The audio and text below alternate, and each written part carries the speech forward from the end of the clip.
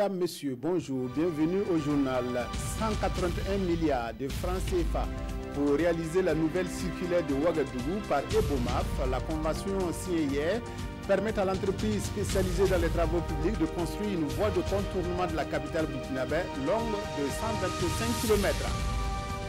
Exit Lula, place à Haddad. Le Parti des travailleurs au Brésil a désigné l'ancien maire de Sao Paulo pour remplacer Lula dans la course à la présidentielle du 7 octobre prochain. Mais tout d'abord, le gouvernement burkinabé a repris ce matin après un mois de vacances. Tous les ministres se sont retrouvés à Kosiam pour un conseil des ministres présidé par le Premier ministre, chef du gouvernement. Nos reporters reviendront sur cet événement au cours de nos prochaines éditions. C'est un ambitieux projet routier qui sera mis en œuvre à travers la signature de cette convention intervenue hier. Le gouvernement et l'entreprise Bonkungu Mamoudou et Fils Ebomaf sont tombés d'accord pour réaliser le bitumage du nouveau boulevard périphérique de 125 km.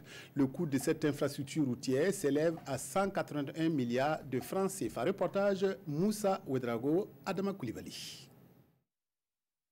Cette signature de convention matérialise le contrat pour la construction du nouveau boulevard périphérique de Ouagadougou. Long de 125 km, ce boulevard sera réalisé dans le cadre d'un partenariat entre le gouvernement burkinabé et l'entreprise Bonkungu Mamadou et Fils Ebomaf. Le coût du contrat s'élève à 181 milliards de francs CFA pour le compte de l'entreprise Ebomaf. Il s'agit du contrat de partenariat public-privé signé avec le groupe Ebomaf pour la construction et le bitumage du nouveau boulevard périphérique de Ouagadougou. La signature de ce contrat de partenariat public-privé va mettre un terme à ce chaos dans la circulation à Ouagadougou. Les 125 km sont construites en 2 fois 2 voies. Donc en un mot, ça veut dire qu'il s'agit là d'une route de 250 km parce que c'est une route de 2 fois 2 voies. Ça c'est un. Le montant de 181 milliards comprend la TVA à hauteur d'une trentaine de milliards qui doit être déduite parce que c'est reversé à l'État burkinabé. Le deuxième point, le montant comprend le dédommagement des riverains qui sont sur l'emprise. Et le montant comprend donc le déplacement des concessionnaires comme la fibre optique, l'ONEA, la Sonabel et tout ce que vous savez. Donc, ça ne veut pas dire que le montant des 181 milliards seront dans la poche de l'entreprise. Les travaux de construction de ce boulevard vont s'étendre sur une période de 36 mois, hormis les périodes pluvieuses. Depuis lundi dernier se tient à Bobo Dioulasso la rencontre annuelle des administrateurs des sociétés à capitaux publics. Cette formation vise à l'amélioration continue de la gouvernance et du suivi de la gestion des sociétés publiques. Cette rencontre devrait permettre aussi de mettre à niveau la réglementation en vigueur et s'imprégner du nouveau référentiel de la comptabilité appelé Chiscoada. Reportage Kassoum Milogo Moumounibaro. 19e du genre, cette session de formation est une tribune qui vise à renforcer les capacités des responsables des sociétés à capitaux publics. Et cela se situe dans le cadre de la reddition et de l'arrêt de compte des dites sociétés en vue de se conformer à la réglementation en vigueur. Les administrateurs des sociétés d'État sont appelés à examiner et à adopter les états financiers des sociétés. Et à ce titre, il est bon, lorsqu'il y a des évolutions dans la réglementation, de renforcer leur capacité, de mettre à jour les connaissances qu'ils ont pour leur permettre de mieux examiner ces états financiers et de prendre les décisions qui s'imposent.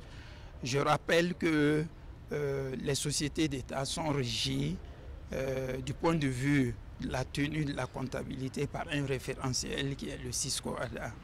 Et ce référentiel est commun à un ensemble de pays qui appartiennent à l'espace OADA, notamment les 8 pays de l'UEMOA.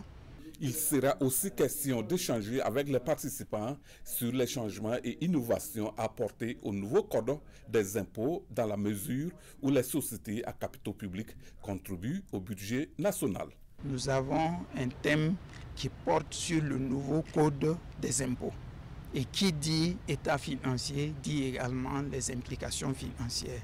Et à ce titre, il était bon que le nouveau code des impôts qui est d'application puisse être présenté à nos administrateurs des sociétés d'État.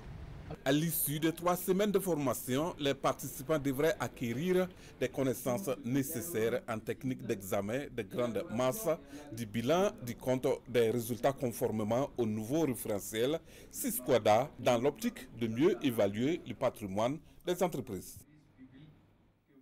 Ce communiqué de la Direction générale du protocole d'État à l'occasion de la cérémonie officielle de célébration du 70e anniversaire de la Chambre de commerce et d'industrie du Burkina Faso, placée sous le très haut patronage de son Excellence, Monsieur le Président du Faso. La Direction générale du protocole d'État convie les personnalités invitées. Demain jeudi 13 septembre, à partir de 7h, l'heure limite d'arrivée est fixée à 8h30. La collecte et la gestion de données sur les migrants au centre d'un atelier organisé à Tenkodogo par l'Organisation internationale pour les migrations OIM. Il s'agit de capitaliser les expériences de production et d'utilisation des données migratoires. D'autre part, les participants vont se pencher sur les moyens d'améliorer la coordination entre les parties impliquées dans la collecte et la gestion de ces données. Oscar Soulama Adama Koulibaly. Le partage d'expériences en matière de bonnes pratiques de collecte et de gestion des données migratoires, il en est question dans cet atelier initié par l'Organisation internationale pour les migrations. Un atelier qui s'inscrit dans le cadre du projet Protection des migrants vulnérables en Afrique de l'Ouest et du Centre. Pour nous, c'est important qu'au niveau de la zone CEDEAO, qu'il y ait justement cette coordination entre les différents acteurs qui sont impliqués dans la collecte et l'analyse des données pour mieux comprendre les flux. Et dans le processus qui date depuis quelques années, on a fait plusieurs formations au niveau du Nigeria, on a fait une rencontre à Dakar et c'était important pour nous de revenir aussi à un niveau national. Après 4 jours de travaux, les participants venus du Sénégal, du Burkina et du Ghana devront proposer une pratique de collecte et de gestion harmonisée des données migratoires. Vu que nos pays africains, nous avons des attentes communes, nous avons certainement des challenges communs, eh bien, j'attends qu'effectivement nous puissions arriver, en tout cas, à sortir des objectifs, en tout cas, des perspectives communes qui puissent bénéficier à nos pays. Il s'agit d'abord de convenir ensemble sur la compréhension des différents concepts liés à la migration et aussi de voir dans quelle mesure on peut adapter les différents outils de collecte de données au niveau sectoriel ensemble et ensuite de voir comment on peut proposer un mécanisme de coordination avec l'INSD et avec les différentes directions générales des études et des statistiques sectorielles. Les conclusions de cet atelier devraient contribuer à la mise en œuvre de politiques migratoires planifiées au niveau de Burkina Faso. La journée mondiale de protection de la couche d'ozone sera célébrée dimanche prochain. La commémoration au Burkina de cette journée se fera autour du thème « Gardons la tête froide et poursuivons nos efforts ». Cette thématique est relative à l'amendement de Kigali qui entend supprimer les substances hydrofluorocarbone comme les gaz de réfrigérateur. Une rencontre se tient aujourd'hui à Ouagadougou pour informer les parties prenantes sur l'amendement de Kigali. Paul David Bambara, Sirpayete et Léonore Ouedraogo. L'application des accords de Montréal sur les substances qui appauvrissent la couche d'ozone a permis la suppression de 99% de ces substances avec l'utilisation de molécules qui contiennent de l'hydrogène, du fluor et du carbone. Aujourd'hui, ces mêmes substances produisent du gaz à effet de serre qui contribue au réchauffement de la planète. Les amendements de Kigali, signés en 2016, veulent travailler à supprimer ces substances. Et le présent atelier entend informer toutes les parties prenantes sur le contenu des amendements. Ces substances-là sont utilisées notamment dans notre pays pour la production du froid, la climatisation, les réfrigérateurs. Il faut passer à d'autres substances. C'est pourquoi il est important d'avoir cet atelier pour que l'on mette sur la table les discussions, les points de vue, les substances qui sont déjà là, qu'il faut utiliser et comment les utiliser. Parce que les nouvelles substances ne doivent pas détruire la couche d'ozone. ne doivent pas contribuer au réchauffement climatique, mais ils ont d'autres défis, tels que l'inflammabilité, tels que la toxicité. Il faut donc avoir ces éléments-là, mettre en place les instruments juridiques, réglementaires, pour une gestion efficace et durable donc, de l'ensemble de ces substances. L'atelier se tient dans le cadre de la commémoration de la journée de protection de la couche d'ozone qui prévoit aussi une journée porte ouverte pour plus de visibilité des actions en faveur de la lutte contre les changements climatiques. Il est aussi question de la mise en œuvre d'un projet de gestion et d'élimination des substances qui appauvrissent la couche d'ozone à travers la formation de techniciens en froid et en climatisation sur les nouvelles technologies. Une nouvelle stratégie pour réduire la morbidité et la mortalité palustre chez les enfants de 0 à 59 mois a été mise en place dans le Sahel. Elle implique les communautés qui prendront en charge les soins des cas de palud graves avant leur transfert dans les formations sanitaires. Pour s'accorder sur cette stratégie, un atelier a réuni leaders communautaires, responsables de district et responsables administratifs hier à Dori. Yamba Nakuluma Sekuzongo.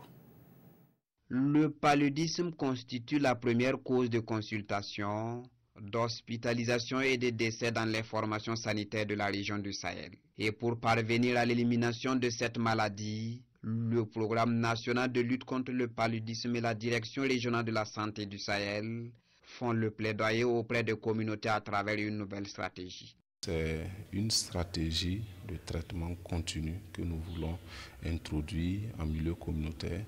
Un traitement qui sera en tout cas administré par les agents de santé à base communautaire que l'État a bien voulu recruter depuis 2016 et former, mis à la disposition des communautés.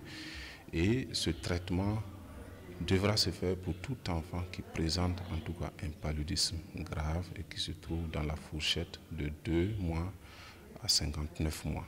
Le mérite de cette nouvelle stratégie réside dans l'amélioration de l'état de santé de l'enfant en attendant une meilleure prise en charge.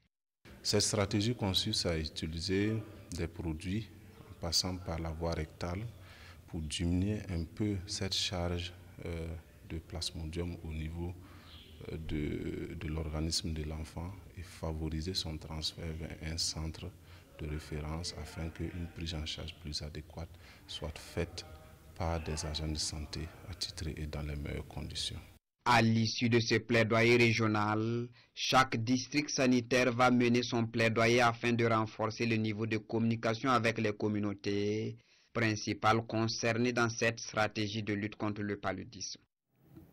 Finalement, Lula ne sera pas candidat à la présidentielle brésilienne du 7 octobre prochain. Le dirigeant du Parti des travailleurs a désigné Fernando Haddad comme candidat du PT en lieu et place de celui qui purge une peine de prison pour corruption. La candidature de Luis Ignacio Lula da Silva a été invalidée par le tribunal électoral il y a une dizaine de jours. L'ancien colistier de Lula a désormais 4 semaines pour battre campagne et remonter dans les sondages, ce qui ne sera pas une mince affaire. La décision a été dure, très dure à prendre, mais Lula renonce finalement à se présenter à la présidentielle au Brésil. C'est Fernando Haddad, son colistier, qui prend le relais et se présentera aux électeurs le 7 octobre prochain. Après des heures de réunion, le Parti des travailleurs a finalement tranché. Plus question de parier sur la candidature, invalidée il y a 10 jours par le tribunal électoral, d'un homme qui de surcroît se trouve en prison. Et même si Lula était le grand favori des sondages, rien n'est gagné d'avance pour Fernando Haddad, qui n'aura que 4 semaines pour faire campagne et tenter d'incarner l'héritage de son mentor. Pour terminer ce journal, la revue de presse de Vincent Tiendrebego. Marche-meeting de l'opposition le 29 septembre, nous ne comprenons pas pourquoi le pouvoir s'affole. Ce sont des propos de représentants du CIFOP rapportés par l'observateur Palga à l'occasion de leur point de presse hier. Les deux conférenciers accusent le gouvernement de toujours faire dans la réaction au lieu d'anticiper sur les questions préoccupantes et qualifient ainsi la session du Conseil supérieur de la défense nationale comme une réaction tardive. L'opposition table alors sur une gigantesque mobilisation le 29 septembre pour, selon elle, sortir le gouvernement de son sommeil afin d'apporter des réponses aux problèmes urgents du moment. 2 morts pour une grossesse, c'est le récit de l'Express du Faso d'une tragédie qui s'est déroulée ces 2 derniers jours à Pama. Selon le journal, l'oncle d'une fille enceinte a abattu le père du garçon, auteur de la grossesse, au cours d'une rencontre interfamille avant de se rendre à la police. Mais il sera en revanche tué par des protestataires qui ont fait une descente à la police. Pour l'Express du Faso, cet événement pose 2 problèmes. Celui des grossesses précoces et non désirées et la propension des Burkinabés à se rendre justice eux-mêmes. Loin d'être un fait divers, cet incident montre la face cachée de notre société, écrit le journal. Femmes et chefs traditionnels, ce n'est pas assez courant, mais citoyen nous révèle Napwa Kaziri, une femme au palais de Isuka à Koudougou. Selon le journal, Napwa Kaziri a été nommé par Nabasaga Ier comme son ministre du Développement. Après concertation avec les notables, j'ai pris la décision d'octroyer un poste ministériel à une femme, explique Nabasaga Ier, pour qui des questions importantes ont toujours nécessité le point de vue d'une femme. Un choix osé au départ, mais le Napwaka est devenu une référence qui occasionne beaucoup d'opportunités pour la localité, nous rapporte Sidouaya. Voilà, c'est tout pour cette édition. Merci de votre aimable attention à la RTB. Excellent après-midi.